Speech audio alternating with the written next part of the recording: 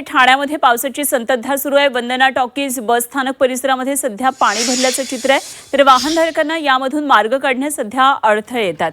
महापौर दुपारी पाहणी दौरा करणार आहेत। ठाण्यातल्या सखल भागामध्ये पावसामुळे ठिकठिकाणी पाणी साचतंय आणि वंदना टॉकीज बस स्टँड परिसरामध्ये देखील रस्त्यावर अशा प्रकारे पाणी साचलेलं आहे। खरं तर हजारोंचा राबता या ठिकाणी दररोज असतो। बाहेरगावहून येणारे प्रवासी असतात, ठाणेकर या भागामधून मोठ्या प्रमाणामध्ये प्रवास करत असतात। मात्र या ठिकाणी अशा प्रकारे मोठ्या प्रमाणात पाणी साचलेलं आहे आणि त्यामुळे मार्ग काढण्यामध्ये मोठे अडथळे निर्माण होतात।